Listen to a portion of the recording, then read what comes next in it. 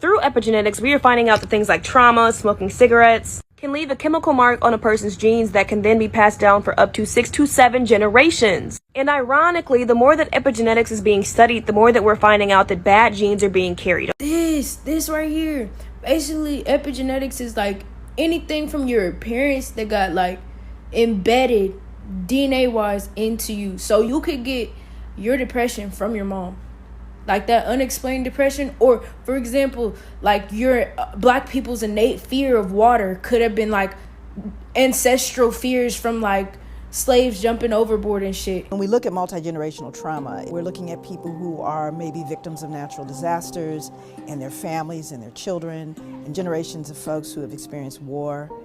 And we know that there are residual mental, emotional, traumatic impact.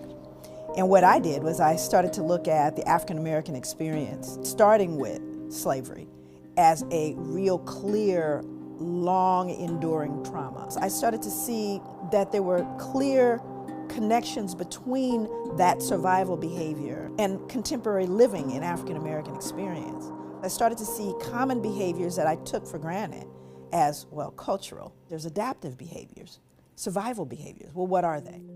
Let's just say 2019, you have a black mother and a white mother. The sons go to school together. They find themselves at a meeting.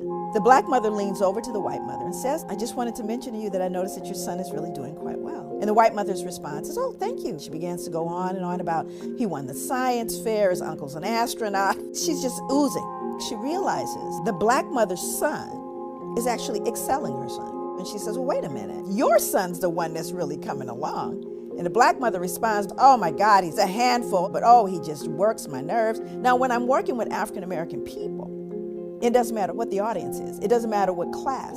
If I were to ask, is she very proud while she's saying those denigrating things?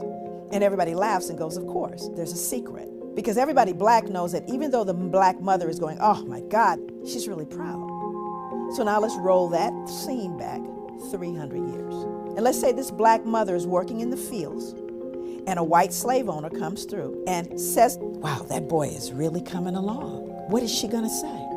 No, he's not. He's stupid, he's shiftless, he can't work, because I don't want you to sell him. So I denigrate them to protect them. That is